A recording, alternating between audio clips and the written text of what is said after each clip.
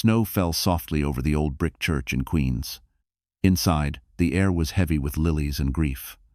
Lily Carter Hale stood beside her mother's casket, her trembling hands resting on her swollen belly. 14 weeks pregnant, exhausted, and alone, she scanned the crowd, hoping to see her husband, Marcus. He had promised to come. He had promised to be there, but his seat remained empty. Reverend Reyes whispered a prayer. The choir sang, "Amazing Grace." Yet, all Lily could hear was the silence where Marcus should have been. Her phone vibrated once in her pocket. Out of instinct, she pulled it out and froze. A notification from Instagram. There he was, Marcus Hale, smiling in a tailored Dior suit at the River Cafe in Brooklyn. Champagne glass in hand, his arm wrapped around a woman half her size. The caption read, "Happy 26th birthday. Sienna number love in the city." Lily's heart cracked. The photo showed the Manhattan skyline glowing behind them, the same skyline she and Marcus had once dreamed of watching from their future home. Now it was the background of her humiliation. Her husband wasn't late. He had chosen not to come. Her knees buckled. Reverend Reyes caught her before she fell. "Easy, my child," he murmured. "God sees everything." Outside, cameras flashed from curious mourners. "Isn't that Marcus Hale, the tech millionaire?" Someone whispered. "Why isn't he here?" Lily bit her lip to keep from screaming. The cold air cut through her black coat as she stepped outside, staring at the gray clouds. Somewhere across the river, Marcus was probably toasting to love, laughter, and luxury. She could almost hear his laugh echoing over the snow. Her phone buzzed again, a message from her friend Naomi Brooks, the lawyer who had warned her about Marcus's financial walls. "Naomi, don't panic. Something's off with his company too. Call me tonight. And don't go back to Park Avenue alone." Lily pocketed the phone, tears mixing with snowflakes. "I just buried my mother," she whispered. "He buried my heart." A gentle hand touched her shoulder. It was Mrs. Whitman, her elderly neighbor from Queens. She handed Lily a small wooden box, edges worn with age. "Your mother told me to give you this if she didn't make it," she said softly. "Said it was important." Lily stared at it, confused. "What's inside?" Mrs. Whitman shook her head. She said, "Lily will know when she's ready." At that moment, Reverend Reyes called her back for the final blessing. Lily clutched the box tight. She didn't feel ready for anything anymore. Later that evening, she sat alone in the dimly lit church hall. The sound of snow shovels scraping outside mingled with the hum of fluorescent lights. She opened her phone again, Marcus's latest story. Him laughing beside Sienna as a sparkly cake appeared, a Cartier bracelet glinting on her wrist. Her stomach twisted. She pressed a hand to her belly. "I promise you," she whispered to her unborn child, "you'll never grow up thinking love means humiliation." As she rose to leave, a tall man in a dark coat watched her from across the street. His eyes followed her every step. When she glanced up, he vanished into the shadows, leaving only a faint reflection in a parked Mercedes nearby. Lily didn't know it yet, but that man had been at her wedding. And he was about to turn her shattered grief into something far more dangerous. The real story hadn't even begun.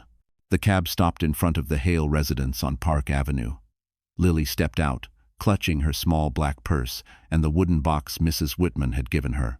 Snowflakes still drifted down, melting on the fur collar of her coat. Her mother's funeral dress clung coldly to her skin. She had imagined Marcus waiting at home, ashamed, apologetic, maybe even crying. Instead, the penthouse windows were dark. The doorman gave her a pitying look. "Mrs. Hale, Mr. Hale left an hour ago. Said he'd be gone for the weekend." "Weekend?" Lily whispered. "It's Wednesday." She rode the elevator in silence. The marble floor gleamed, her reflection fractured by light. When she entered the apartment, a blast of citrus perfume, Sienna's scent, hit her before the lights even came on. The place no longer felt like home. Her gaze landed on the dining table. A glossy Cartier box sat open, inside a gold bracelet identical to the one Sienna had worn in the photo. Next to it, a half-empty champagne bottle and 2 glasses, one with lipstick, red and mocking. Lily's throat burned. She turned toward the bedroom, only to stop short. The closet door was ajar. Marcus's suits were gone. His Rolex box, too. The shelf where their wedding photo once stood was empty. Lily opened her phone. No messages.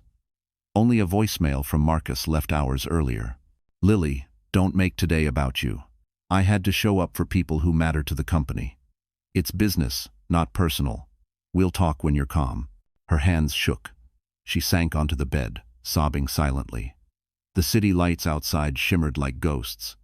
For a long moment, she wanted to disappear into them. Then a thought cut through the pain. Naomi's message from earlier. Don't go back alone. Why had she said that? Lily stood, heart pounding. She walked into Marcus's home office. On his desk sat her laptop, her silver MacBook Pro open but locked. Nearby lay a stack of financial documents, his handwriting all over them. She typed his old password. Hail Empire 01. It opened. Her eyes widened. Several files titled Asset Transfer and Prenuptial Revisions. In one, her name appeared beside a clause she'd never signed. In the event of separation, all holdings revert to Hale Quant Trust. Dated last month, Marcus had transferred everything, the apartment, cars, accounts, into the company name. She owned nothing. Lily covered her mouth. He planned this, she whispered. A sound broke the silence. A faint beep. Her phone lit up. One new email from Naomi Brooks. Subject: Don't panic. He's freezing joint funds. I'm checking legal options. How? She opened her banking app. Balance: 0. Every joint account frozen. Her credit cards declined. She stumbled toward the living room, clutching her belly. Okay, she whispered to herself. You can't stay here. She grabbed a small suitcase, stuffed in clothes, prenatal vitamins, her MacBook, and the wooden box. She hesitated at the doorway, glancing once more at the life she thought she had. The art Marcus had chosen, the gray couch where they'd watched La La Land, the smell of her mother's favorite candle, still burning faintly on the table. Then she noticed something strange, a security camera blinking above the kitchen door. She'd never seen it before. Her pulse quickened. Marcus was watching even now. She unplugged it, heart racing, and whispered, Not anymore. Downstairs, she called a cab. The doorman asked, Mrs. Hale, should I let Mr. Hale know you're leaving? She shook her head. No. He'll find out soon enough. How? As the taxi pulled away from Park Avenue, Lily stared at her reflection in the window. Behind her, the building glowed gold against the dark sky, tall, powerful, and cold. She whispered to her unborn child, We're going home, sweetheart. Back to Queens. But just as the car turned the corner, her phone buzzed again. Unknown number. A distorted voice said, You shouldn't have opened that laptop. Her blood ran cold. Someone was watching, and now they knew. The cab dropped Lily in front of her mother's old house in Queens. The snow had turned to slush, pooling in the cracks of the driveway. The porch light flickered weakly, the same one her mother used to leave on when Lily came home late from nursing shifts. She carried her suitcase inside, the wooden box pressed against her chest. The silence of the house felt heavier than any grief she'd ever known. Inside, everything smelled faintly of lavender and old paper. Family photos still lined the hallway, her mother at the hospital in her nurse's uniform, Lily in her graduation gown. She set her bag down and stared at the box. For a long time, she couldn't open it. Finally, she whispered, Okay, Mom, what did you want me to see? The lid creaked. Inside were folded letters, a small black notebook, and a fountain pen with a faded gold clip, her mother's Mont Blanc. Beneath them, wrapped in a linen handkerchief, was a silver USB drive. She frowned. Her mother never owned a computer. Why a USB? Lily plugged it into her MacBook. A single folder appeared. Mistress Trust. She clicked. Hundreds of documents filled the screen: contracts, scanned checks, even emails between Marcus and someone labeled Investor X. Her pulse quickened as she read. It wasn't business talk. It was code for transfers, huge sums of money wired through offshore accounts disguised as charitable donations. And in the corner of one document, she saw something that froze her heart. Her mother's signature. Margaret Carter, financial guarantor. No, Lily whispered. Her mother had co-signed something for Marcus. But what? The next file was a promissory note from 2 years ago. Marcus borrowing $750,000 to cover Hale Quant's temporary liquidity issue. Her mother had guaranteed it against her own small house, the very one Lily was standing in. Lily's hands shook. He used her. He used her to fund his company. A soft knock startled her. She slammed the laptop shut. At the door stood Mrs. Whitman, holding a mug of chamomile tea. "You look pale, dear. Everything all right?" Lily forced a smile. "Just tired." Mrs. Whitman hesitated. "Your mother worried before she passed.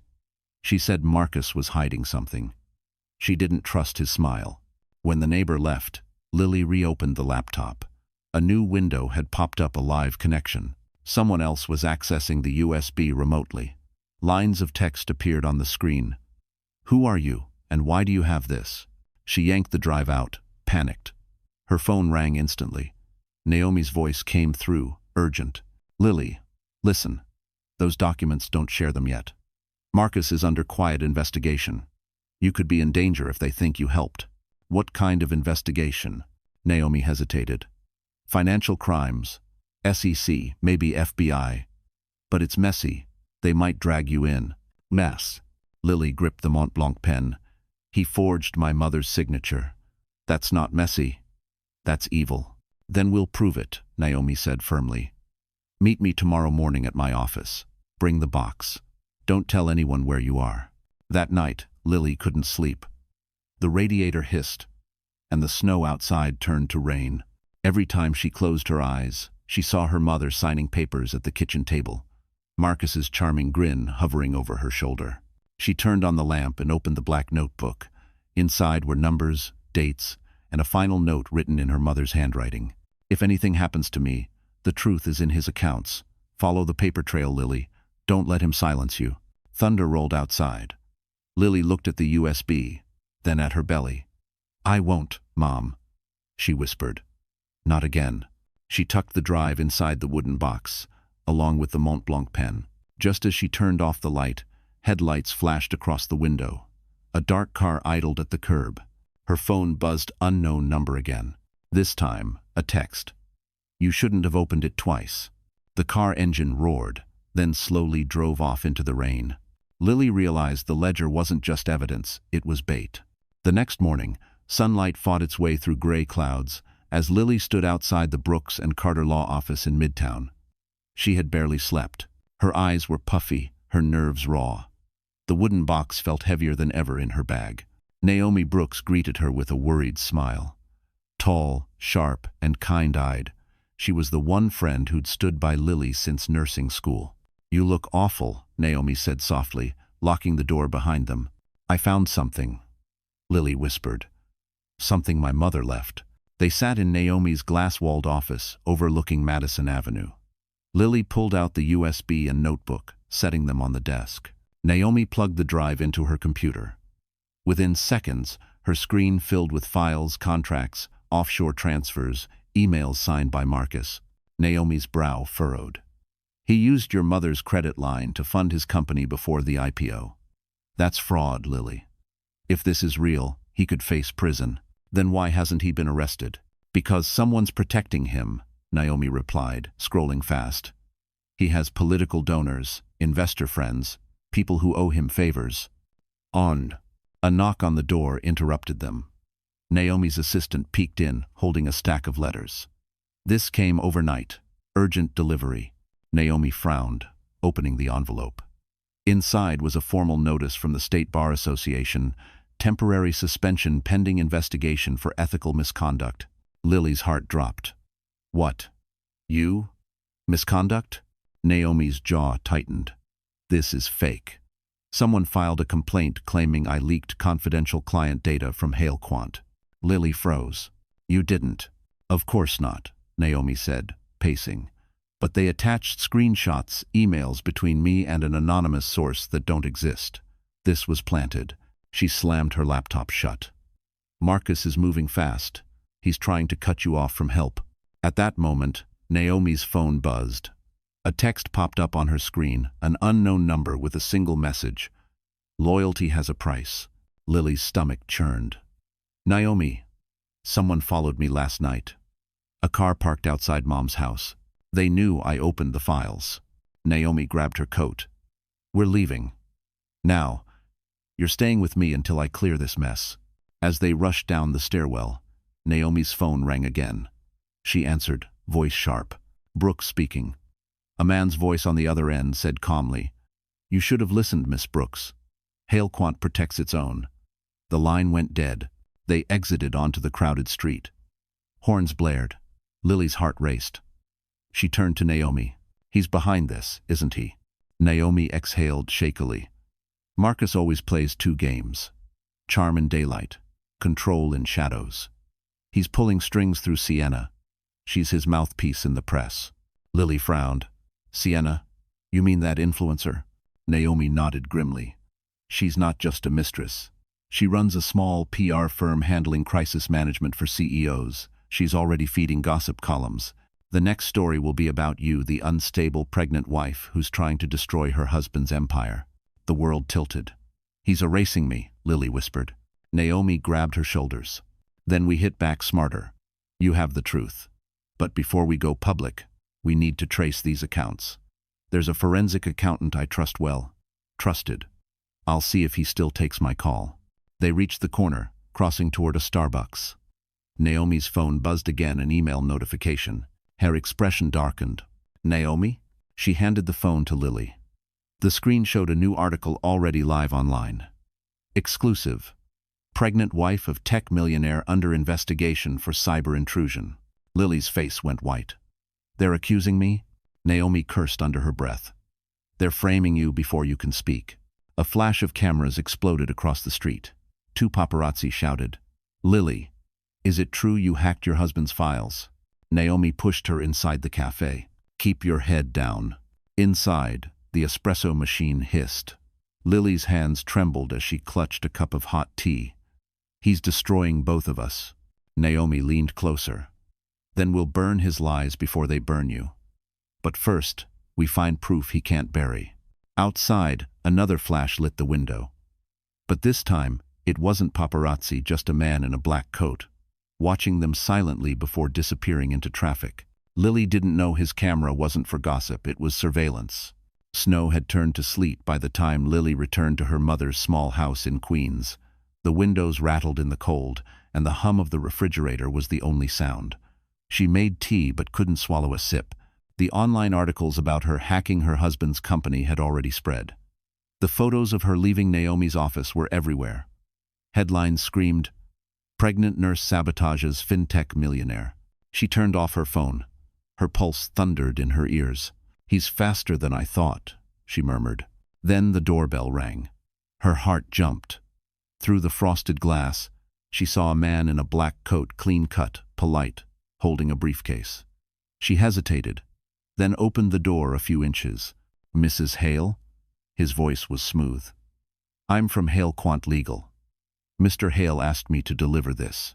He handed her a white envelope stamped with the company's logo. "Please sign here to acknowledge receipt." "I'm not signing anything." He smiled slightly. "It's just a confidentiality agreement. For your protection, you'll receive monthly support if you avoid public statements or legal claims. In exchange, you agree to—" "Silence," she interrupted. He didn't deny it.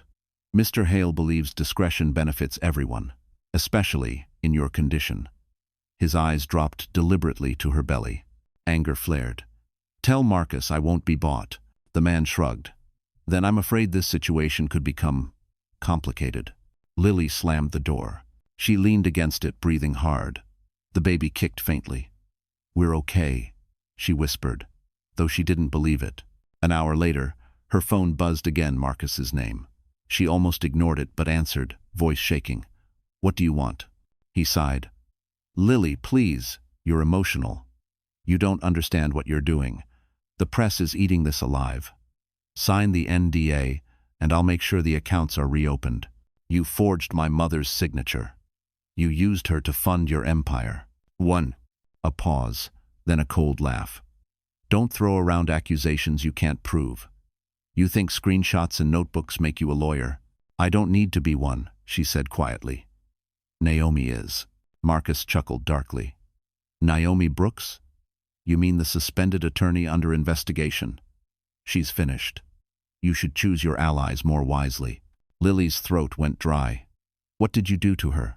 I didn't do anything, he replied smoothly, but Sienna's team made sure her reputation reflected reality. Reality? That she leaked client data for revenge. You don't have friends left, Lily. Don't make yourself next. Her grip tightened on the phone. I already am next. He lowered his voice. Be smart. You're pregnant. Do you really want to drag a baby into this? Sign the papers. Stay quiet. And I'll take care of you. I'll even cover medical costs. Her hands shook. You mean you'll own me? Semantics, Marcus said. The world loves a calm, graceful wife, not a hysterical liability. Lily's tears spilled silently. You stood me up at my mother's funeral. Business doesn't stop for death, he snapped. The line went dead. She stared at the phone in disbelief, then hurled it against the wall. It shattered. She sank onto the floor, sobbing.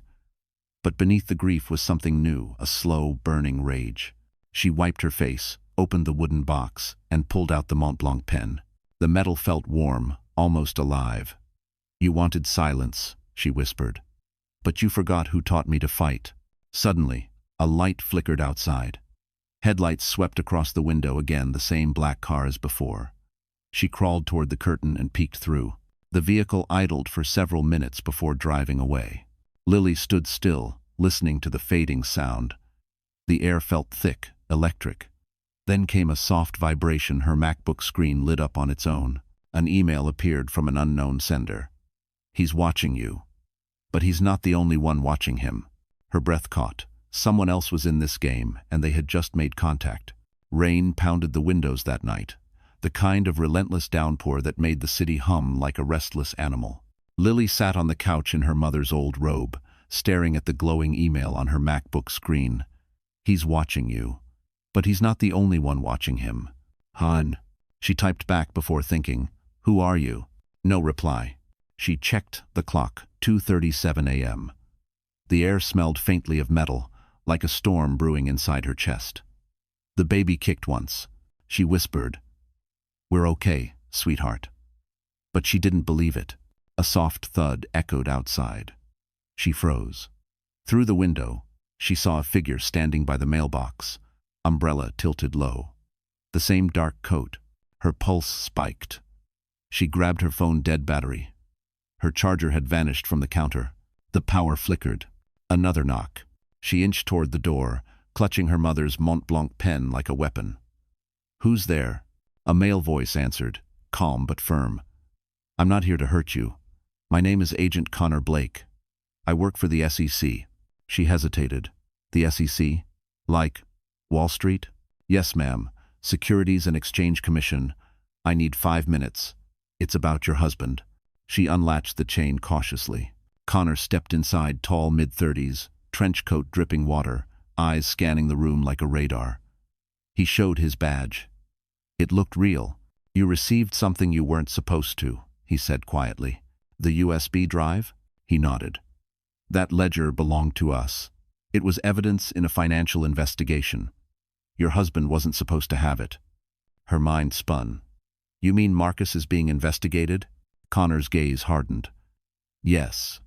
And he's also cooperating with us as an informant. Man. The words sliced through the air. What? Marcus reported several fraudulent transfers connected to his own company 6 months ago. But here's the twist, he blamed them on you. Lily's knees weakened.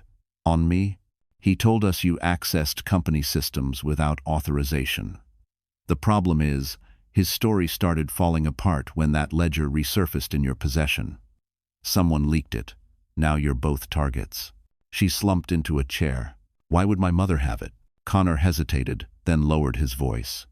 We think she discovered inconsistencies when Halequant borrowed funds against her property. She probably backed up everything, intending to report him. But she passed before she could. Marcus likely thought it was gone for good, until you opened it. Lily pressed her hands to her temples. So now what? Do I go to the police? No. Not yet. This investigation runs deep foreign investors, money laundering, even shell charities. If Marcus suspects you're talking to me, he'll shut down every trace. Her eyes narrowed. He already has. Connor's expression softened.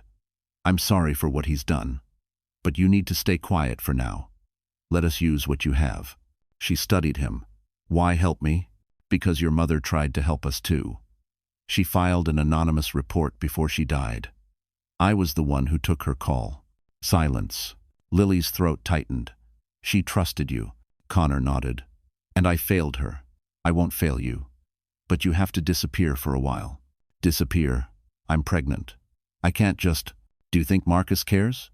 Connor cut in. He's protecting $1 billion company. You're a liability to him now. Lily's breath hitched. Where do I go? Connor handed her a slip of paper. Hotel Edison, room 509. 2 nights. Use cash only. Leave your phone here. 1. Before she could respond, headlights flashed across the room, another car pulling up outside. Connor glanced through the blinds, jaw tightening. That's not my team. What? He drew his gun. Move away from the window. The house went dark. Tires screeched outside, and a bullet shattered the front glass. Lily screamed, ducking behind the sofa. Connor fired once into the night. Silence. Then, footsteps retreating into the rain. Connor helped her up. They know you talked to me. Lily trembled, clutching her belly. Then what now? He looked at her grimly. Now, Mrs. Hale. We run. By the time dawn broke, the rain had stopped, but the city was trembling with noise. Helicopters buzzed over Manhattan, and breaking news banners scrolled across TV screens. Hale Quant under investigation. Secret birthday video leaked. Lily sat in the back seat of a taxi beside Agent Connor Blake. Her hands were hidden under a gray blanket, shaking. The car smelled of old leather and rain. I thought you said this would take weeks, she whispered. Connor's jaw tightened. It wasn't us. Someone inside your husband's company leaked that video. He's about to be eaten alive.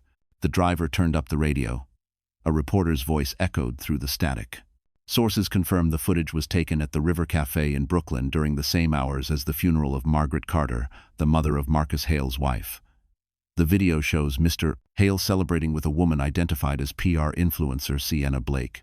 Lily's chest tightened. She could see it now, Marcus raising a glass, kissing Sienna as fireworks lit the Manhattan skyline. It was the moment her life split in two, now plastered on every screen in America. Connor turned off the radio. This helps you more than you think. The public's on your side now. Public sympathy doesn't erase forged papers, she muttered. He glanced at her. No, but it makes your husband bleed faster. They stopped at a small motel near the Lincoln Tunnel. Inside, Lily changed into clean-clothes jeans, a soft gray sweater, a baseball cap. She looked nothing like the elegant wife on Marcus's arm in glossy magazines. Her phone buzzed, Naomi's number. Connor shook his head. Don't answer. I have to. She's all I have left. She answered anyway. Naomi's voice came through, breathless. Lily, are you seeing the news? I'm watching the world burn, yes. Naomi lowered her tone. Marcus is calling it a deepfake. He's blaming you for the leak, saying you did it out of revenge. Lily's heart sank. Of course he is. That's not the worst part, Naomi said. He's filing a restraining order claiming you're unstable and a threat to your unborn child. He wants emergency custody once the baby's born. Lily gripped the phone so tight, her knuckles turned white. He's insane. He's desperate, Naomi replied. And desperate men do stupid things. Connor took the phone gently. Miss Brooks, we'll handle this. Keep digging, but stay off public radar. We've got someone tailing Sienna's PR team. Naomi sighed. Then tell Lily this isn't over. The media storm just began. After the call, Lily stared at her reflection in the cracked motel mirror. The woman staring back wasn't broken anymore, just furious. Hours later, the news cycle reached its peak. Hale Quant's stock plummeted. Investors panicked. And Marcus, cornered by flashing cameras outside his midtown office, snapped. Don't believe what you see, he shouted to reporters. My wife is emotionally unstable. She's fabricating stories to extort me. The crowd jeered. Someone yelled, Then why weren't you at the funeral, Marcus? He froze, lips tightening. For the first time, He looked unsure. The clip went viral, instantly titled, "When Lies Run Out." Hem. That evening, Connor scrolled through live feeds. Public opinion just turned. The SEC's pressure doubled. He can't hide now. Lily sat beside him, sipping weak coffee. "He'll come for me." Connor nodded. "That's what we're counting on." She frowned. "You're using me as bait?" He didn't answer directly. "Let's just say if he reaches out, we'll be listening." Her phone lit up again, unknown number. Connor motioned her to put it on speaker. Marcus's voice filled the room. Calm, icy. "Congratulations, darling. You've ruined me. But you forgot one thing I always ruin better." "Marcus, stop." Click. The line went dead. A notification followed seconds later. Incoming email. Custody motion. Court hearing Monday. Lily whispered, "He's going to drag our baby into this." Connor met her gaze. "Then we make sure he never gets the chance." Outside, a thunderclap rattled the windows. Across the street, a newsstand displayed tomorrow's headline. "From Funeral to Scandal. The Fall of Marcus Hale." But Lily knew this was only the beginning of his fall. 3 days later, Lily sat in the waiting room of Lenox Hill Hospital, her hands resting protectively on her belly. The fluorescent lights flickered overhead, washing everything in pale blue. She'd been having chest tightness for hours, stress, the doctor said. "You need calm," he had warned. But calm was a luxury she couldn't afford. Connor Blake had arranged a safe checkup under a false name. She was officially Anna Cooper now. The receptionist smiled gently, unaware that the woman before her was at the center of Manhattan's biggest scandal. Across the waiting area, a man in a navy suit read quietly from a Kindle. His hair was dark, with faint silver streaks at the temples. When their eyes met, he smiled politely, then looked down again. His presence felt strangely grounding. Moments later, the nurse called, "Anna Cooper?" Lily followed her into the exam room. The rhythmic sound of the fetal monitor filled the silence, steady, strong. Her baby's heart beat. She felt tears sting her eyes. "You're still fighting," she whispered. When she returned to the lobby, the man with the Kindle was still there. He rose, offering a hand. "Ethan Cole," he said with quiet warmth. "We met years ago at a charity gala, Children's Heart Foundation. You wrote me a thank you letter after your neonatal rotation." She blinked. "You remember that?" "Hard to forget," he said. "You signed it in blue ink and drew a tiny heart next to your name." She smiled faintly, her guard softening for the first time in weeks. "I used to believe in good endings back then." Ethan studied her carefully. "You look like someone who still does, just not for herself." Before she could reply, her phone buzzed. Naomi's name appeared. Lily hesitated, then answered.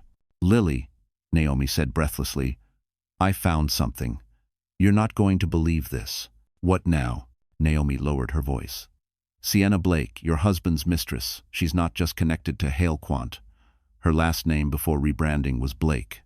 She's registered under her mother's surname in Boston. And guess what her biological father's name is?" Lily froze. "Don't say it." "Richard Hale, Marcus's father." The air left her lungs. "That makes her," Naomi finished quietly, "his half-sister." Lily's mind went blank. She sank into the nearest chair, the phone slipping slightly in her grip. "No, that's impossible. Marcus would never," Naomi cut in. "He knows, Lily. I checked the sealed family court documents. Richard Hale acknowledged both children privately. Marcus hid it when he married you. It's in his sealed trust records." The world spun. Ethan noticed her trembling and knelt beside her. "What's wrong?" She shook her head, unable to speak. Naomi's voice cracked through the line. "This is bigger than infidelity. It's incest and financial conspiracy. Sienna's been helping him launder money under her PR company's name." Lily's vision blurred. Why would she go along with it? "She didn't know at first," Naomi said. "But when she found out, he used it to control her. Blackmail, shame, fear, the works." "No," Lily whispered. "Oh my God. My husband has been sleeping with his own sister." Her stomach twisted. The baby kicked, reacting to her pulse racing. Ethan gripped her hands. "Breathe, Lily. Deep breaths. Focus on me," Naomi continued. "Connor needs to know. This could end his entire defense." but Lily barely heard. Every promise Marcus had ever made flashed through her mind the way he'd said, "We're soulmates." The way his father had looked at her at the wedding with silent unease. She finally whispered, "He destroyed my mother for money. And now this?" Ethan squeezed her hand. "You can't let him break you, too." The doctor rushed in, sensing her distress, her blood pressure spiking. "Get her on oxygen." Lily gasped for air as nurses swarmed. Naomi's voice shouted through the speaker, "Lily, hold on, don't let him win." Darkness crept at the edges of her vision. She heard the baby's heartbeat on the monitor, fast, desperate. And then, faintly, another voice, Connor Blake on the phone, telling someone, "We have confirmation. Send it to the DA, now." When Lily opened her eyes hours later, Ethan was still there, sitting by her bed with a Starbucks cup in hand. "You scared the hell out of everyone," he said softly. Her voice trembled. "He's sleeping with his sister, Ethan. And the whole world's calling me crazy." Ethan nodded solemnly. "Truth has a way of burning slow, Lily, but when it ignites, it consumes everything." Outside, lightning illuminated the skyline. The storm wasn't over, and Marcus Hale had no idea the fuse had just been lit. 5 nights later, Manhattan shimmered under golden light. The annual Innovation for Humanity Gala filled the ballroom of the Plaza Hotel with CEOs, investors, and press. Champagne flowed, camera flashes painted the marble pillars, and a string quartet played beneath a massive chandelier. Marcus Hale stood at the center of it all, tailored in a black Dior tuxedo, smiling like he still owned the world. His arm rested possessively on Sienna Blake's waist. Her red gown glittered under the lights, diamonds dripping from her neck. No one would have guessed that the woman on his arm was his half-sister, or that the empire behind his smirk was seconds from collapse. Outside, Connor Blake adjusted his earpiece, scanning the crowd from the security balcony. "Target in sight," he muttered. "Video team ready." A voice crackled through. "All set. Projector cue in 3 minutes." Across the street, Naomi Brooks and Lily waited inside a black sedan. Lily's stomach was tight, not just from nerves but from the pressure of the baby kicking. She wore a navy maternity dress. Ethan had helped her choose, simple, elegant, anonymous. Naomi checked her watch. "Once the screen plays, everything changes. Are you ready?" Lily stared out the window at the gleaming towers. "He wanted to destroy me in public. I'll return the favor." Ethan's voice came from the driver's seat. "You don't have to go in there." "I do," Lily said. "People need to see the truth from my eyes, not from a headline." Connor's voice came over the encrypted phone. "It's time. Entrance doors clear." Lily inhaled sharply, then stepped out into the cold night. The doorman's eyes widened slightly as he recognized her, but she walked past with calm grace. Inside, heads turned. Whispering spread like a spark. "Is that Lily Hale? She's supposed to be in hiding." Marcus froze mid-conversation when he saw her. For the first time, his confidence cracked. "Lily," he hissed, striding toward her. "What the hell are you doing here?" She met his gaze evenly. "Paying my respects. You skipped one funeral, Marcus. Don't miss your own." Before he could respond, the ballroom lights dimmed. The massive LED screen behind the stage flickered to life. Marcus turned slowly, eyes narrowing. The video began footage from the River Cafe birthday night. Marcus and Sienna laughing, kissing, whispering promises over champagne. The camera panned to the background, where a time-stamped news alert scrolled across a TV screen. "Funeral held today for Margaret Carter." Gasps filled the room. Someone shouted, "Oh my God, that's the same night." Sienna paled. "Marcus, turn it off." But the video didn't stop. The next clip was worse, a recording from Marcus's office security feed. His voice cold, saying, "She's emotional. She'll sign whatever I tell her. She doesn't even know I forged the documents." Lily's chest ached, but she didn't look away. Naomi and Connor had retrieved the footage through Hale Quant's whistleblower portal. It was legal. It was undeniable. Marcus lunged toward the AV booth. "Cut the feed. Shut it down." Too late. The final image filled the screen, a scanned page from the Hale family court archives. Richard Hale listed as father to both Marcus and Sienna. The crowd erupted. Phones lifted. Reporters shouted questions. "Marcus, Is this true? Were you aware of your relation to Miss Blake? Security tried to push Lily aside, but she stood her ground. He knew, she said loud enough for everyone to hear. He knew everything. Sienna broke free from Marcus's grip, eyes wild. You told me it was fake. You said the papers were forged. Marcus grabbed her wrist, his mask slipping completely. Keep your mouth shut. She slapped him across the face. Cameras flashed like lightning. Connor's voice crackled through Lily's earpiece. We got it. Every angle recorded. Walk away now. But Lily didn't move yet. She stepped closer to Marcus. You destroyed my mother, my name, my peace. Now everyone knows who you really are. Marcus turned toward her, eyes burning. You think this ends me? Lily whispered, no, the truth will. She turned and walked through the stunned crowd. Behind her, Sienna screamed, reporters swarmed, and the once perfect image of Marcus Hale crumbled before New York's elite. Outside, Ethan opened the car door. It's done? She nodded, voice shaking. It's done. Naomi exhaled in disbelief. You just detonated a bomb in the plaza. Lily looked back at the golden windows. No, she said quietly. I just turned on the lights. Inside, Marcus realized too late his empire had just been exposed to the world. The morning after the gala, New York awoke to chaos. Every major network ran the same headline. The Plaza Scandal. Marcus Hale exposed. The footage of him slapping Sienna's hand away had been replayed 1,000 times. His company's stock plummeted by 30% before the opening bell. Lily sat in Naomi's office, watching the live coverage on the muted TV. Her hands trembled slightly around a cup of coffee. He'll fight back, she said softly. Naomi nodded grimly. He already has. She slid a legal envelope across the table. Emergency injunction. Marcus filed a lawsuit last night, claims you leaked confidential corporate data and caused intentional damage to Halequant's reputation. Lily gave a bitter laugh. He forged my mother's signature, slept with his own sister, and I'm the one ruining his reputation? Naomi rubbed her temples. That's how narcissists work. They set fire to a building and then sue the smoke. Connor Blake entered, holding his phone. We've confirmed the SEC is reopening the case. The gala footage triggered a subpoena. They're officially investigating fraud and misrepresentation. Naomi's eyes lit up. That means we can countersue with evidence. Connor nodded. But you'll need to testify. Under oath. Lily's stomach dropped. Marcus will twist everything. He'll drag the baby into it. That. Connor met her gaze. Then we make him show his true face in front of a judge.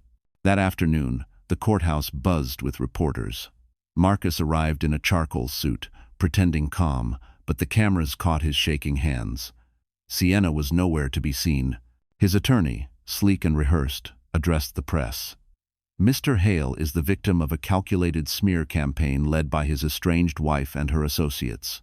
Inside, the courtroom felt colder than the winter outside. Lily sat between Naomi and Connor.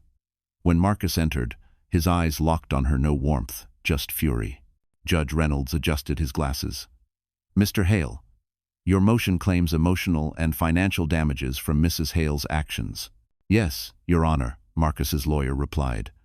She breached non-disclosure agreements and illegally accessed company files. Naomi rose, calm and deliberate. Objection.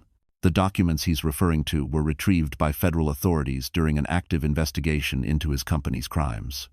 My client acted under direction from a government agency. Marcus's lawyer scoffed. Is there proof?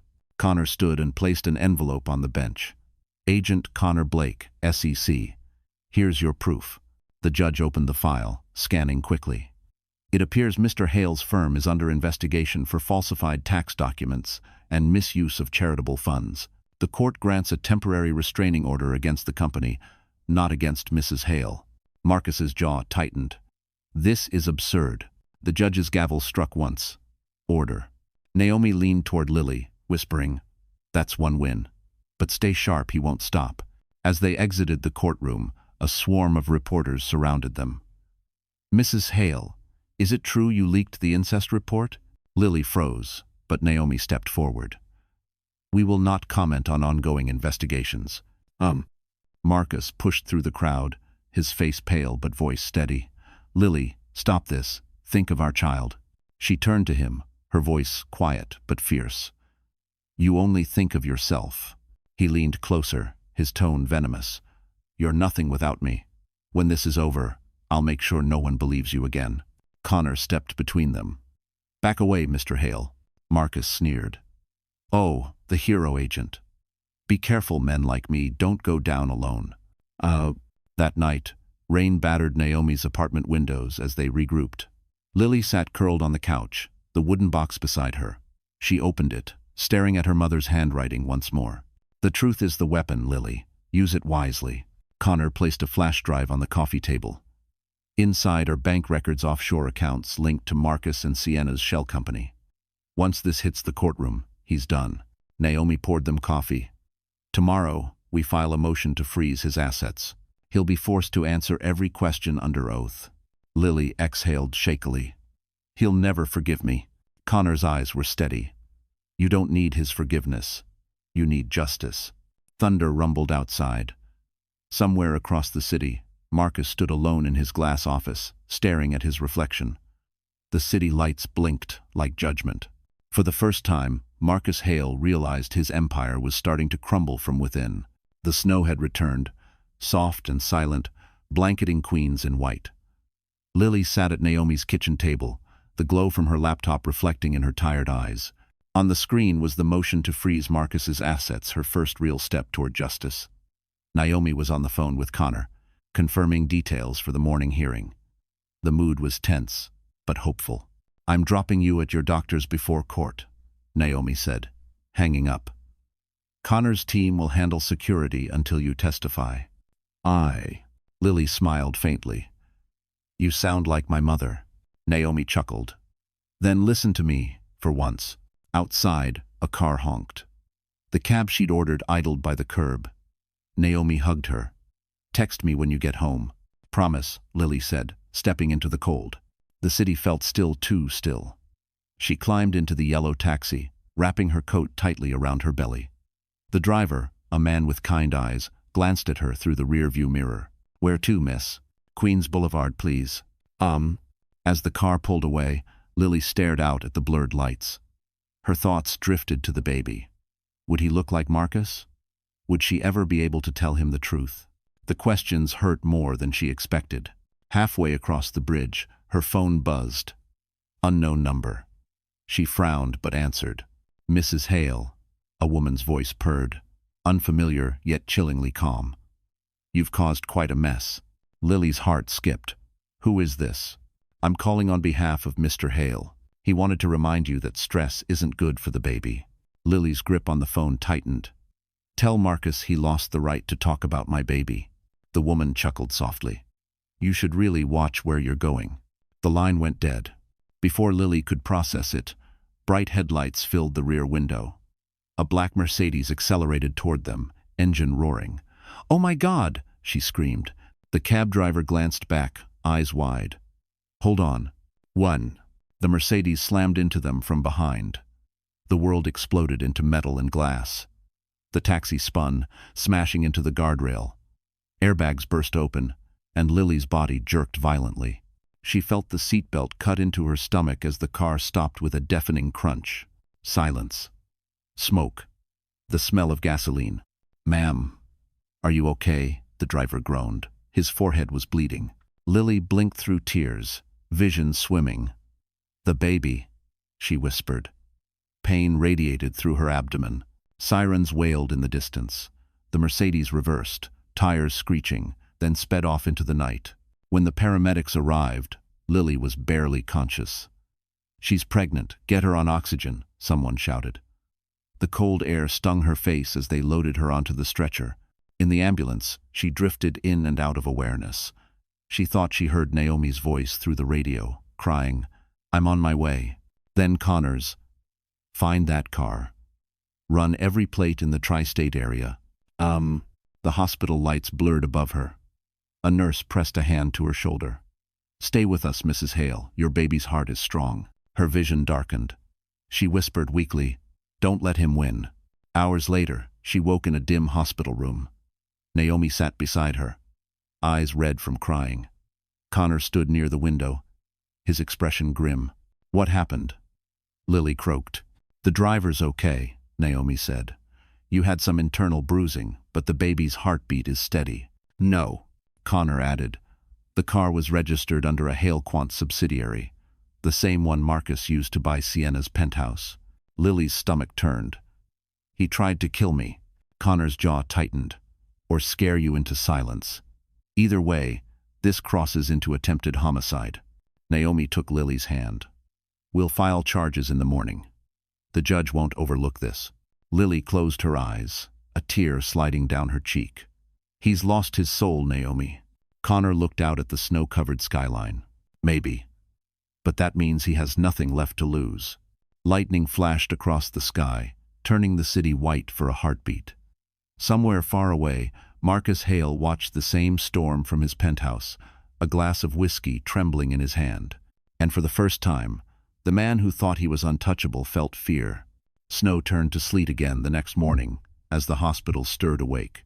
Machines beeped softly. Nurses moved like ghosts. And Lily lay propped against her pillow, pale but conscious. The faint rhythm of her baby's heartbeat filled the room steady, stubborn, alive. Naomi slept in a chair nearby, her phone clutched in her hand. Connor Blake entered quietly, trench coat dripping with melted snow. He looked exhausted, but his eyes were sharp. "Morning, Mrs. Hale. You gave everyone a scare." Lily managed a weak smile. "It'll take more than a car crash to stop me." Connor handed her a folder. "Good. Because this might be the thing that ends him." Inside were printed screenshots, transaction logs, and 2 letters. At the top, the Hale-Quant logo glared in silver. "What am I looking at?" Lily asked. "Your mother's financial file," Connor said. "We pulled it from a sealed server last night. Turns out Margaret Carter filed an anonymous whistleblower complaint against Marcus 6 months before her death." Lily's pulse quickened. "She did?" "Yes. She discovered he was using her credit line to secure fake investments. The stress likely contributed to her heart failure." Tears welled in Lily's eyes. "He killed her without lifting a finger." Connor nodded solemnly. "The proof's here. We've traced every transfer over $8 million funneled through shell accounts under Sienna Blake's PR firm." Naomi stirred awake, rubbing her eyes. "Please tell me we can use this in court." Connor nodded. "We can. And there's more." He opened a small evidence bag and pulled out the silver USB Lily had found in her mother's box. This drive contained an encrypted file. My techs cracked it at 2 a.m. Inside was an audio recording dated 4 months before Margaret's death. He pressed play on his tablet. A familiar voice filled the room, Lily's mother. "Marcus, this isn't right. You can't list me as guarantor for a loan I didn't approve." Then Marcus's voice, cold and composed. "You'll do it for Lily. You want her to have a future, don't you?" "Not like this," Margaret replied. The recording crackled, ending with Marcus's chilling words. "You'll regret saying no." Lily covered her mouth. A sob tore free before she could stop it. She knew. She tried to fight him. Naomi whispered, "We need to hand this to the district attorney immediately." Connor nodded. "Already done. But Marcus has powerful friends. He'll try to spin this as emotional manipulation or claim the file's been altered. Then," Lily wiped her tears. "Then we show them something he can't spin the truth in his own handwriting." Naomi frowned. "What do you mean?" Lily opened the wooden box and pulled out her mother's Mont Blanc pen. "This pen," she said softly, "it's more than sentimental. The USB was inside. But look." She twisted the top. A thin metal tube popped out, lined with microfilm. Naomi's eyes widened. "No way." Connor leaned closer, stunned. "What is that?" Lily handed it to him. "My mother must have hidden this in case something happened. She wasn't just keeping evidence, she was protecting me." Connor carefully examined the microfilm under the desk lamp. It's a copy of the original loan agreement signed by Marcus, notarized under his alias account. "That's irrefutable." Naomi grinned for the first time in days. "He's done." Connor nodded. "This gives us grounds for criminal fraud, coercion, and potentially negligent homicide." Lily's tears mixed with relief. "She saved me, even after she was gone." Connor's phone buzzed. He checked it. expression darkening. The DA's office just confirmed Marcus's lawyers are trying to move the case to federal court. They're panicking. Naomi smiled faintly. Let them panic. Lily leaned back, closing her eyes. My mother warned me once that truth has a heartbeat. It stops when you ignore it. She pressed a hand to her belly. I can feel hers again. Outside, the snow eased, and sunlight filtered through the window. For the first time in months, Lily breathed without fear. But across town, in a penthouse that once looked invincible, Marcus Hale stared at a breaking news alert. New evidence links Hale Quant's CEO to fraud and extortion. His glass of whiskey trembled. He thought he buried the truth with her mother, but Margaret Carter had just risen from the grave to destroy him. The next 48 hours unfolded like a storm that refused to end. Every major network played the leaked recording of Marcus coercing Lily's mother. Talk shows tore him apart. Stockholders demanded his resignation. Hale Quant's offices on Park Avenue were swarmed with reporters. But Marcus didn't hide. He smiled for the cameras and told every journalist the same thing. This is all fake. A grieving wife trying to cash out my name. Inside his penthouse, though, the cracks showed. Sienna Blake paced across the marble floor in a silk robe, mascara smeared. You told me this was handled, she snapped. You said the documents were destroyed. Marcus poured himself whiskey. Everything can be fixed, Sienna. I just need time. Time? She scoffed. You've lost your board, your investors, your reputation. Do you even understand what you've dragged me into? He turned, voice low. Dragged you into? You were part of it. You moved the money. You kept your mouth shut. Don't act like some innocent saint now. Her face paled. You promised to protect me. Marcus smiled coldly. And you promised to be useful. The words sliced through her. She stared at him, realization dawning he would sacrifice her next. Across town, Lily sat in Naomi's office, reviewing the evidence pile growing by the hour. Connor had arranged for her to testify before the grand jury in 2 days. He's cornered, Naomi said, but desperate men dig deep. We need to stay ahead. Lily rubbed her belly. I'm ready. Connor looked uneasy. I'm not so sure you are. Marcus still has allies, people with money and reach. They could try to discredit the recording. Lily met his eyes. Then we show them something real. My mother's signature. His handwriting. His voice. He can't erase that. Naomi's phone buzzed. She frowned. That's odd. What is it? Lily asked. Naomi's face drained of color. A warrant. For your arrest. Lily froze. What? Marcus filed charges claiming you were part of the fraud. He says you knew about the offshore accounts and helped conceal them. Connor snatched the phone, scanning the document. He's lying, but it's enough to stall proceedings. If they take you in, he buys time. Lily felt dizzy. They'll arrest me? Naomi grabbed her coat. Not if we move first. Minutes later, they rushed into the courthouse lobby.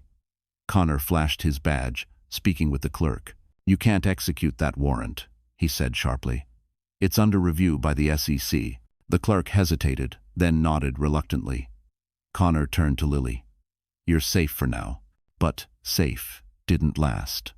That evening, as the city drowned in rain, Sienna Blake appeared live on a primetime interview. Dressed in black, eyes red, she played the part of a betrayed lover. I didn't know who he really was, she told the host. He manipulated me. I thought Lily was unstable. He told me she was violent, jealous. I believed him. Lily watched the broadcast in disbelief. She's lying. Naomi muted the TV. Wait, Sienna continued, her tone trembling. I found files Marcus made me hide, documents proving he forged Margaret Carter's name. I'm turning them over to the FBI. Connor blinked. She flipped. Naomi smiled slowly. Oh, Marcus, you arrogant fool. In his penthouse, Marcus hurled his glass at the wall, shattering it. That ungrateful snake. Oh, his assistant rushed in. Sir, the FBI's downstairs. Marcus grabbed his coat, panic replacing pride. Tell them I'm not here. But it was too late. Agents filled the lobby. Cameras flashed as he was led out in cuffs, rain streaking down his face. Across town, Lily watched it live. The man who had nearly destroyed her life now looked small, wet, humiliated, and alone. She whispered, "Justice doesn't need revenge. It just needs time." Naomi nodded. And sometimes, karma comes with an audience. Connor's phone buzzed again. He checked the alert and frowned. "It's not over." "What do you mean?" Lily asked. "Sienna's cooperation deal protects her. But Marcus just named you as an accomplice in exchange for leniency." Lily's breath caught. "He's still trying to take me down." Connor sighed. "Yes. He's going to drag you into his grave." Lightning split the sky outside the window, and in the reflection of the glass, Lily saw herself not broken, not afraid, but ready. Marcus Hale had played his final card, but he didn't realize Lily Carter was holding the deck now. The storm hadn't stopped for 2 days. Wind howled through Queens, knocking out power lines and shaking windows. Inside the small hospital room, Lily lay restless, pain twisting through her abdomen. Her baby's heart monitor beeped in uneven rhythm. Every few minutes, she flinched, clutching her stomach. Naomi sat beside the bed, scrolling through documents on her laptop, trying to distract both of them. "The DA's office has enough to charge Marcus with 3 felonies, she murmured. "Fraud, coercion, and attempted homicide." Lily tried to smile. "Good. Maybe my baby can be born into a world where he's behind bars." But the next wave of pain hit before she could finish. Her breath hitched. "Something's wrong." "Nye." Naomi stood immediately, pressing the call button. "We need a doctor." The nurse rushed in. "Mrs. Hale, your blood pressure's spiking again." The words blurred. Lily's vision dimmed. She felt like she was falling underwater. Then, through the fog, she heard a familiar voice, deep, calm, grounding. Hey, Lily. It's okay. I'm here." She opened her eyes. Ethan Cole stood at her bedside, rain-soaked and breathless, a paper bag of takeout in one hand. "I heard what happened on the news. You scared the life out of me." Naomi exhaled with relief. "Thank God you're here." The doctor entered, checked Lily's vitals, and frowned. "You're dehydrated and under extreme stress. We're giving you IV fluids and something mild for the contractions. You need rest, not adrenaline." When the doctor left, Ethan set the bag down and took Lily's hand. His palm was warm against her cold fingers. "You've been fighting battles nonstop. Even soldiers need to breathe." Lily's voice trembled. "Every time I stop, something worse happens." He looked at her gently. "Then maybe it's time to stop running from peace." Tears spilled down her cheeks. "I don't even know what peace feels like anymore." Ethan smiled faintly. "It feels like knowing you're safe right now. Here. With people who actually care." Naomi gave him a small nod and stepped into the hallway to take a call. Silence settled between them, broken only by the monitor's steady beeping. Lily studied him. "Why are you here, Ethan? You barely know me." He leaned back in the chair. "Because 5 years ago, my wife died in this same hospital. She was 7 months pregnant. I couldn't save her. I promised myself if I ever saw someone fighting for 2 lives, I wouldn't walk away." Her breath caught. "I'm so sorry." He shrugged softly. "Grief doesn't need pity. It just needs purpose." Lily's tears turned to quiet sobs. "I don't think I can do this alone." "You're not alone," he said. "Not anymore." The baby kicked, and for the first time in days, Lily smiled. "He's stubborn, just like his father." Ethan's gaze darkened.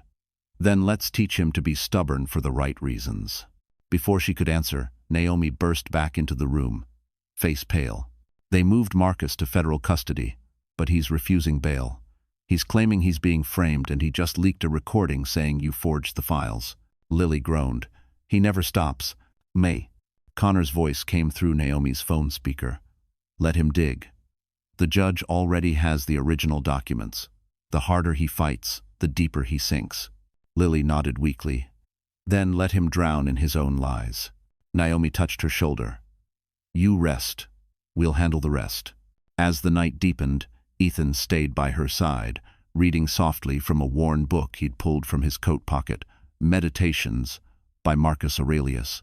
His voice was steady, calm. "The impediment to action advances action. What stands in the way becomes the way." Lily listened, eyes closing. "What stands in the way becomes the way." she repeated quietly. Exactly, Ethan said. And tomorrow, you'll take that way back to freedom. The room dimmed to silence, except for the sound of her breathing evening out. Outside, the storm finally began to ease, the wind dying into soft rain. And somewhere in the darkness, Marcus Hale sat in a federal cell, unaware that the woman he'd tried to destroy was finally finding her strength again. The next morning dawned gray but calm. The city that had devoured Lily's peace for months now seemed to exhale with her. The hospital room smelled of disinfectant and hope. Naomi entered, a folder in one hand, 2 coffees in the other. Good news, and very good news, she said, handing Lily the coffee. Which first? Lily managed a tired smile. Start with the regular good. Marcus's lawyers are jumping ship, Naomi said. 3 of them just withdrew from his case. They claim he misrepresented material facts, which means he lied to them. Lily took a sip. That sounds like him. Naomi grinned. Now for the very good. She opened the folder and laid down a single page, the last page of her mother's will. This was sealed in probate court, until the DA's office flagged the whistleblower evidence. It contains something called the Phoenix Clause. Lily blinked. The what? Your mother's little masterpiece. Naomi tapped the paper. It's an amendment, she added, the year you got married. It states that, if her death is ever linked, directly or indirectly, to financial or moral misconduct by her son-in-law, all her trust holdings and investments revert to her daughter and unborn heirs. That includes her Halequant shares. Lily froze. Wait, you're saying those shares now belong to you? Naomi finished, smiling wide.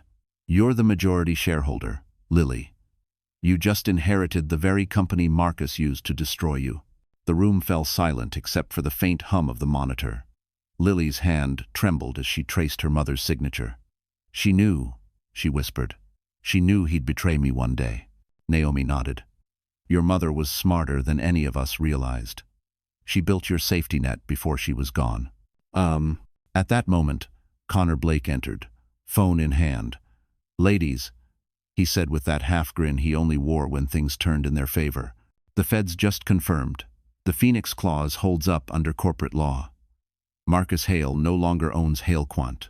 Naomi laughed. Oh, the irony. Lily's mind spun. He'll lose everything. Connor nodded.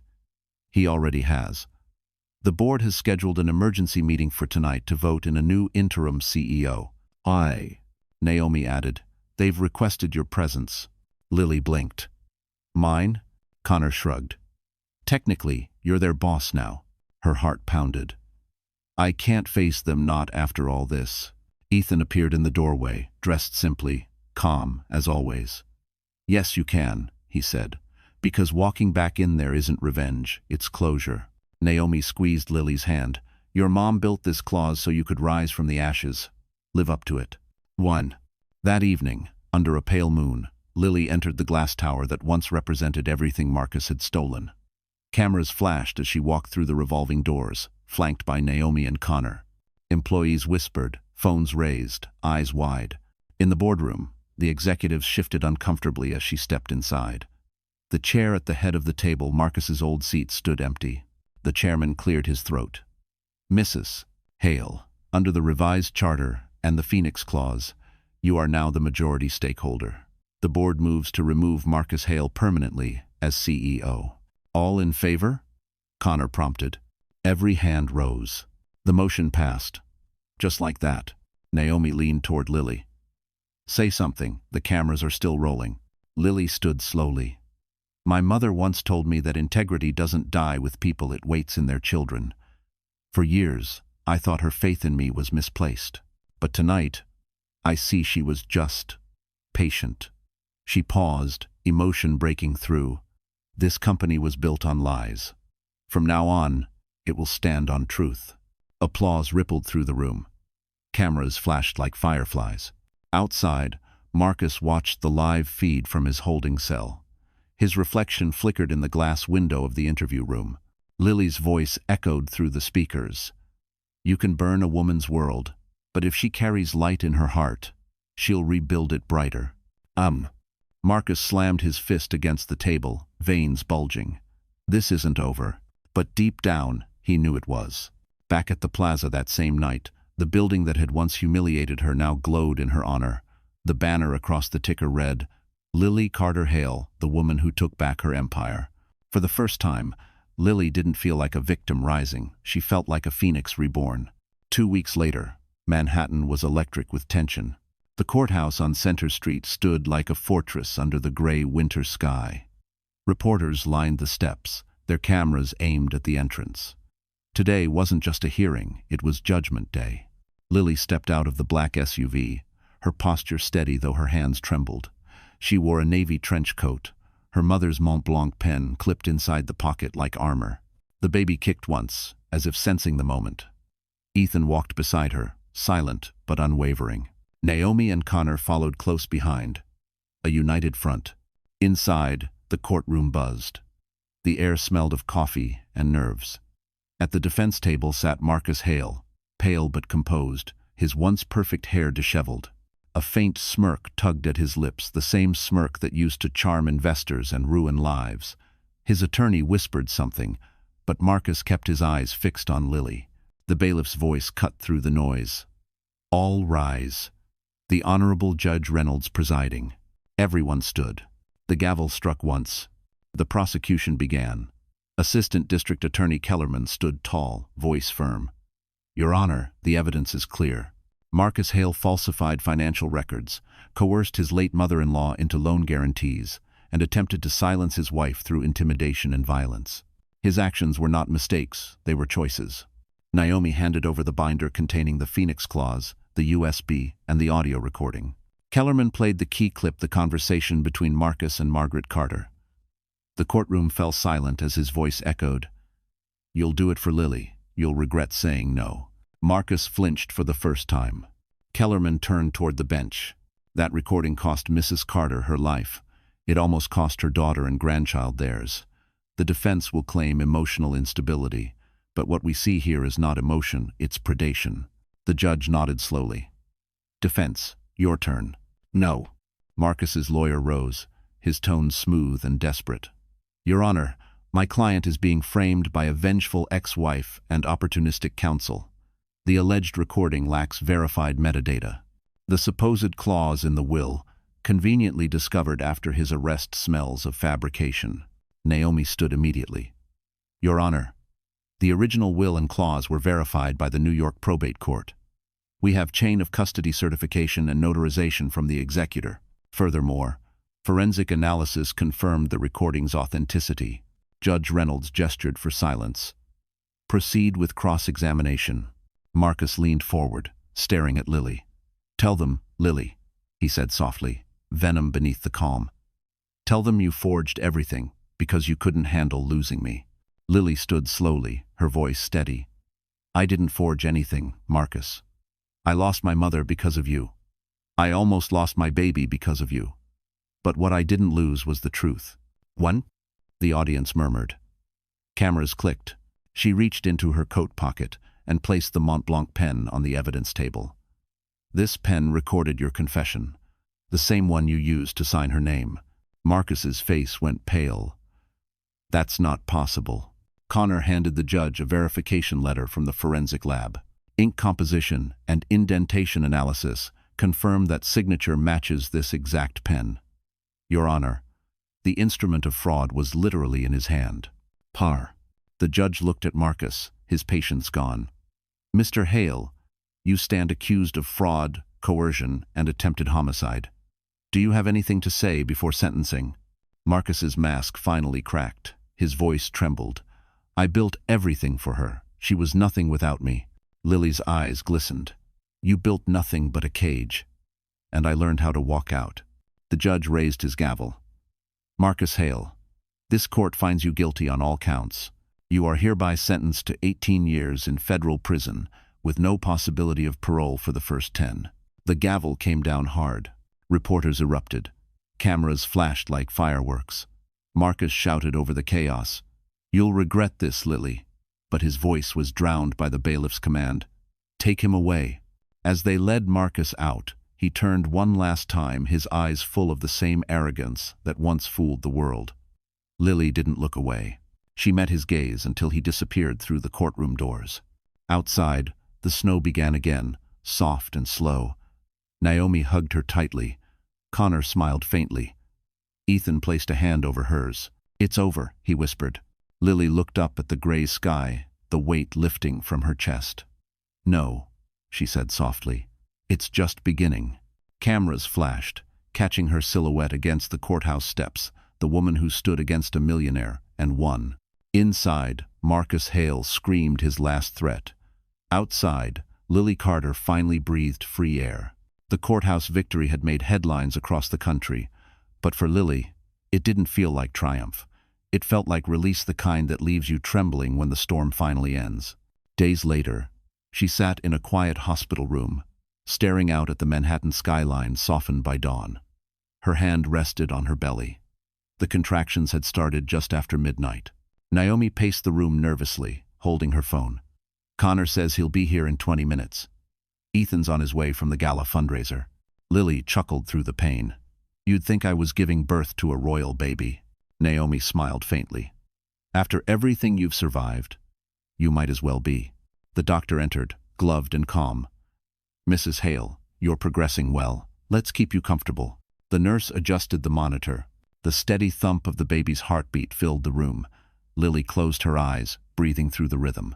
Between contractions, flashes of her life came back. Her mother's laugh in their queen's kitchen, Marcus's cold smirk at the wedding, the glittering lights of the plaza, the chaos of the trial. All of it had led here to this fragile, powerful moment where life began again. Naomi squeezed her hand. "You did it, you know. You ended his empire." Lily's voice was hoarse. "I didn't want to end it. I just wanted to stop being afraid." Outside the door, she heard footsteps. Ethan entered quietly, snowflakes melting on his coat. His presence filled the room with calm. "You look like a warrior," he said softly. "I feel like a war zone," she joked weakly. He set down a small Tiffany blue box on the bedside table. "For later," he said. "A promise, not pressure." She raised an eyebrow. "You brought jewelry to a delivery room?" "I brought hope," he said simply. Another contraction hit hard. Lily gripped the rails, gasping. The doctor encouraged her, voice steady. "You're almost there, Lily. One more push." Naomi brushed back her hair, whispering, "Breathe. You're stronger than this pain." Lily screamed, every ounce of her grief and resilience pouring out in that sound. Minutes stretched like hours until the doctor finally smiled. Then the cry. A thin, perfect wail filled the room. The doctor lifted the tiny boy, pink and wriggling, and placed him in Lily's trembling arms. Her tears fell freely. "Hi, sweetheart," she whispered. "You made it." Naomi sniffled. "Welcome to the world. Little miracle." Ethan stepped closer, his eyes wet. "He's beautiful." Lily looked up at him, voice breaking. "He's safe." The nurse asked gently, "Do you have a name?" Lily nodded. "James. James Margaret Hale. Carter." The nurse smiled. "That's a strong name." As she rocked the baby, Lily thought of her mother's words. Truth has a heartbeat. It stops when you ignore it. Now that heartbeat lived inside her son. Hours later, as the hospital settled into quiet, Lily dozed lightly while Ethan sat by her bed, watching her breathe. The Tiffany box sat unopened on the table. Naomi peeked in. "She's asleep?" Ethan nodded. Finally, Naomi smiled. "Good. She's earned rest." He glanced at the newborn nestled against Lily's chest. "She's more than earned it." Outside, the world buzzed with headlines. Marcus Hale sentenced to 18 years X. Wife gives birth hours later. Reporters called it poetic justice, but Lily didn't care about the noise anymore. Her world was this room, the quiet hum of life, the steady rise and fall of her son's tiny chest. When she finally stirred, dawn had returned. Ethan was still there, holding a coffee. "Morning," he said softly. She smiled sleepily. "You stayed." Where else would I go?" She looked at him, truly looked at him, the man who had stood beside her through the chaos, never asking for anything in return. "You don't have to save me anymore," she whispered. He smiled. "I didn't stay to save you, Lily. I stayed because you remind me what surviving looks like." She reached for his hand, fingers brushing the Tiffany box. Maybe we can both start living again. He opened the box slowly. Inside was her mother's old wedding ring restored, shining. I found it in a pawn shop uptown, he said softly. Marcus sold it years ago. I thought it should come home. Lily covered her mouth, tears spilling. You brought her back to me. Ethan smiled gently. No. You did that yourself. The baby stirred, letting out a tiny sigh. Lily kissed his forehead. Welcome to our new beginning, she whispered. And for the first time in forever, there was no fear left in her voice, only love, steady and unbroken. 2 months had passed since the trial. Winter had begun to fade, and Central Park was alive again with the early promise of spring. Lily strolled along the path, baby James nestled against her chest in a soft blanket. The cherry blossoms were budding, the air filled with warmth and faint laughter from joggers and street musicians. For the first time in years, peace felt real. Naomi called that morning to confirm Hale Quant's first charity division launch under Lily's leadership. The company's rebranding Phoenix Trust had become a national story of redemption. Lily poured its profits into hospitals and shelters, quietly undoing what Marcus had built on greed. She stopped at a small coffee cart near Fifth Avenue. 1 cappuccino, please, she told the barista. The woman smiled at the baby. He's beautiful. Thank you, Lily said softly. He saved me. Ender. She took a seat on a park bench, sipping her drink while watching children play by the pond. For a moment, she let herself breathe. But peace never lasted long in a story that had begun with betrayal. Her phone buzzed. A number she didn't recognize. She frowned but answered. Hello? A deep male voice came through, calm, deliberate, familiar. Mrs. Hale. Or should I say, Mrs. Carter again. Her blood ran cold. Who is this? Someone who used to work for your husband. Lily's grip tightened on the phone. Marcus is in prison. You have nothing left to threaten me with. Oh, but that's the thing, the voice replied. Marcus isn't the only Hale you should worry about. Silence. Then, almost gently, the man added, You really thought the Empire fell with him? Click. The line went dead. Lily's heart pounded. She looked around the park instinctively. Everything looked normal: families, tourists, laughter, but she suddenly felt watched. She stood, holding James closer, and started walking quickly toward the exit. Her instincts screamed, run. As she reached the corner, a black sedan slowed beside the curb. For a heartbeat, panic flooded her veins. But then Ethan stepped out, smiling softly. Hey, you okay? She exhaled shakily. I thought... Never mind. He frowned. You're pale. What happened? She hesitated. Someone called. Said Marcus isn't the last of it. Ethan's face hardened. You think it's one of his investors? Maybe. Or family. She lowered her voice. He said, the Empire didn't fall. Ethan placed a hand on her shoulder. Lily, look at me. You built something honest from the ashes. Don't let a ghost drag you back into his fire. Before she could answer, Naomi's number flashed on her phone. She answered instantly. Naomi? Her friend's voice trembled. Lily, the DA just called me. There's been a breach. Someone hacked into the evidence storage system. The original recordings, Marcus's confession, they're gone. Lily's knees almost buckled. Gone? Completely wiped. And the hacker used credentials from inside the prison network. Ethan cursed under his breath. That means someone helped him. Naomi continued. There's more. The guard who handled Marcus's transfer 2 nights ago missing, and the surveillance cameras cut out for 20 minutes. The park suddenly felt too bright, too quiet. Lily's voice shook. Are you saying Marcus is... Not confirmed, Naomi interrupted. But the timing is bad. Be careful, Lily. Don't go anywhere alone. The call ended. Ethan's hand tightened around hers. We're getting you home. Now. As they hurried toward the car, Lily's thoughts raced. The case, the claws, the Empire, everything she'd fought for was supposed to be over. But deep down, she knew men like Marcus didn't go quietly. Later that night, Lily stood by the window in her apartment, James asleep in the crib beside her. The city glowed beneath her, alive, pulsing, unaware of the darkness that still lingered in its corners.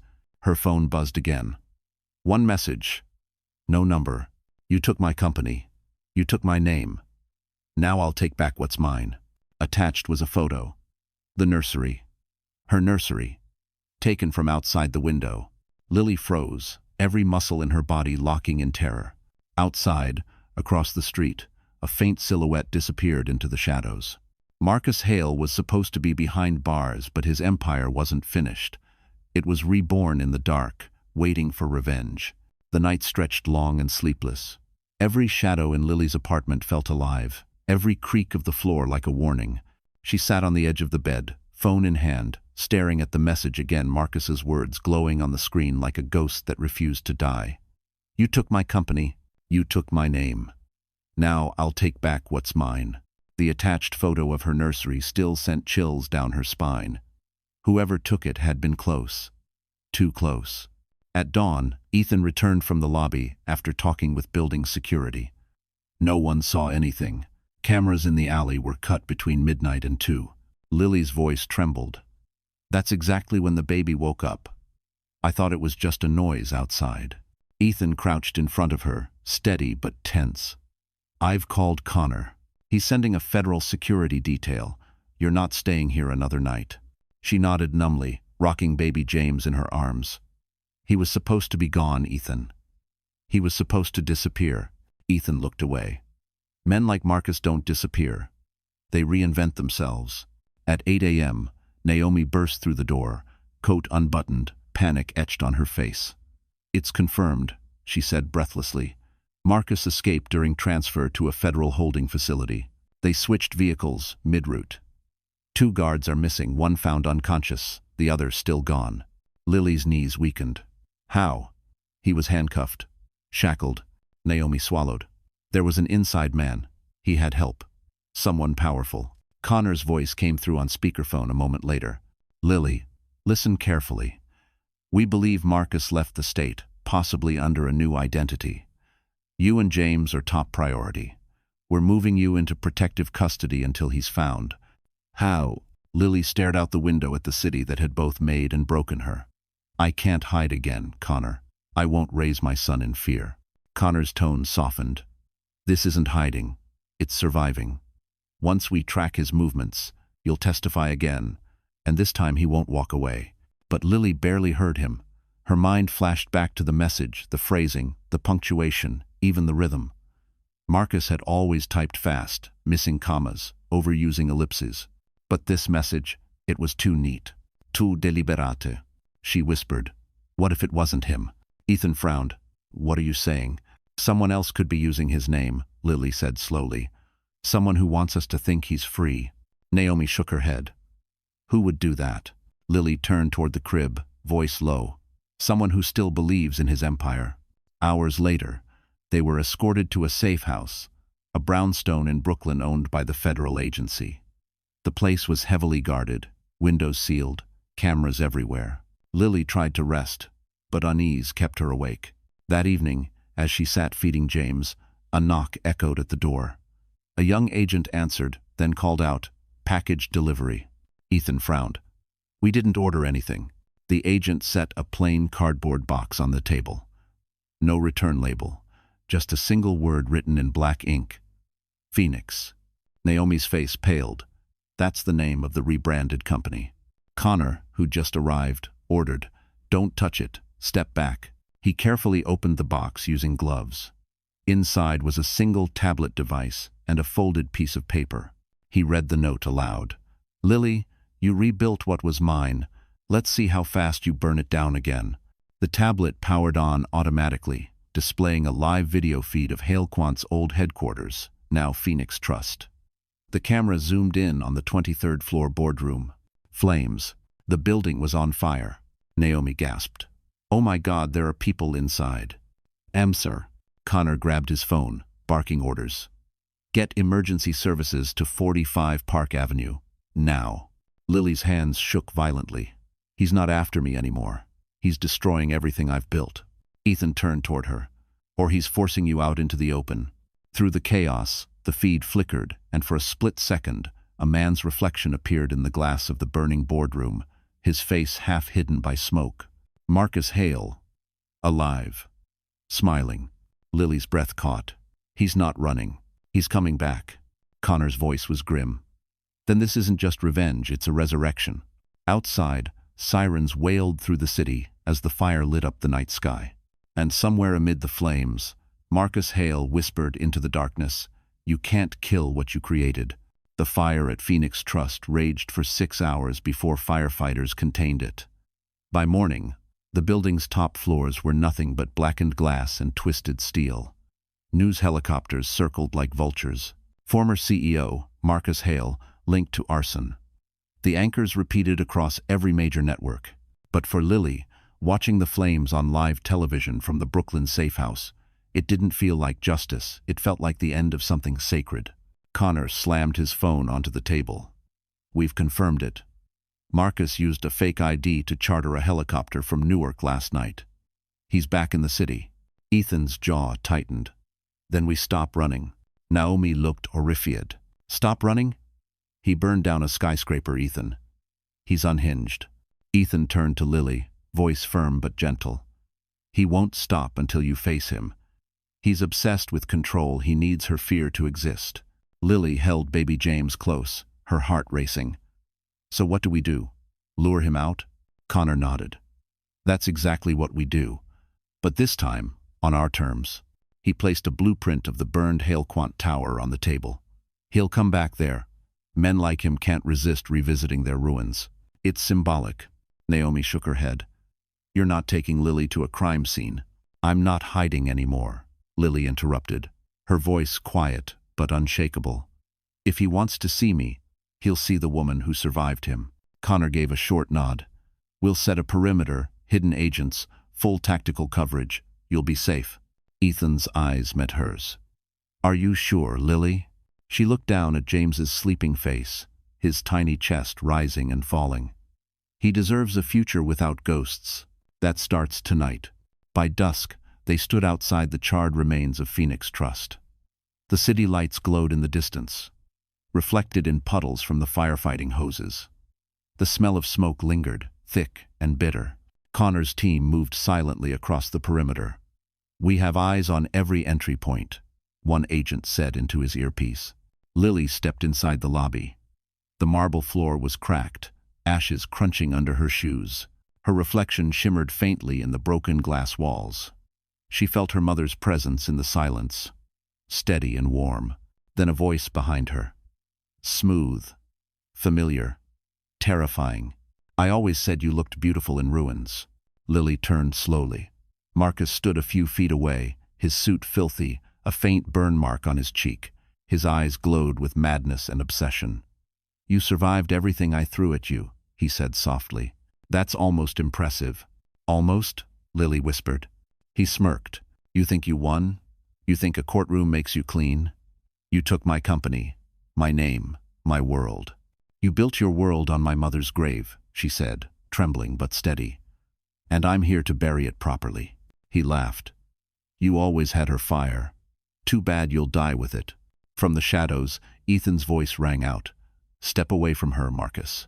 Marcus turned, sneering. "Ah, the knight in shining armor. Tell me, do you even know who you're protecting?" "She's capable of anything, just like me." Connor stepped out next, gun drawn. "Game's over, Hale. You're surrounded." Marcus raised his hands slowly. "You can't arrest a ghost." He pressed a small button in his palm. A distant rumble echoed from above. The weakened beams of the 23rd floor groaned. Connor shouted, "Everyone out." Lily froze. "No," she cried. "He's still here." Marcus lunged forward, grabbing her arm. "If I burn, you burn with me." But Ethan was faster. He slammed into Marcus, sending him crashing into a pile of debris. The detonator flew from his hand. Connor kicked it away, yelling, "Secure him." 2 agents tackled Marcus to the ground as the ceiling began to crumble. Ethan pulled Lily toward the exit, shielding her with his body as chunks of concrete fell. The noise was deafening, the air thick with smoke. Outside, the night exploded behind them. Flames roared through the building as sirens wailed. When the chaos settled, Marcus was gone, dragged out by firefighters, handcuffed and coughing. For once, his face showed no arrogance, only emptiness. Hours later, Lily sat on a bench across the street, baby James asleep in her arms. Ethan knelt beside her, soot streaking his face. "It's over," he whispered. She looked at the smoldering wreckage, tears streaming silently. He tried to destroy everything, but in the end, he only destroyed himself. Connor approached, holding a sealed envelope. "The DA's office wanted you to have this." Marcus's final written statement before the explosion. Lily unfolded it slowly. 4 words, scrawled in shaking handwriting. "You were always right." She let out a long breath and looked toward the rising sun breaking through the smoke. Naomi smiled through her exhaustion. "So what now, Mrs. Carter?" Lily kissed her son's forehead. "Now, we live." 1. And as the first light touched the ruins, the woman Marcus tried to erase stood reborn, stronger, freer, unbreakable. So, that's how the story ends, my dear friends. If you're still here right now, it means something in Lily's journey touched you, maybe not because of the drama, but because it mirrors a truth we all live with. Pain doesn't define us, it refines us. Lily lost everything: her love, her safety, her peace, but she rebuilt her life piece by piece, just like a phoenix rising from ashes. And maybe that's what we're all meant to do. Life will burn you down sometimes. But as Marcus Aurelius once wrote, the obstacle is the way. Every heartbreak, every betrayal, every loss, it's not the end. It's the beginning of your awakening. When you choose to stand up, to forgive, to breathe again, that's your rebirth. Healing isn't loud, it's quiet strength, it's grace, it's the courage to love again after being broken. If this story moved something in you, take a second to breathe with it. And if you believe in second chances, in healing, in becoming your own light, then, like this video, share it with someone who needs hope tonight. And don't forget to subscribe, because here, we tell stories that remind you. You are stronger than your past, and your comeback is just beginning.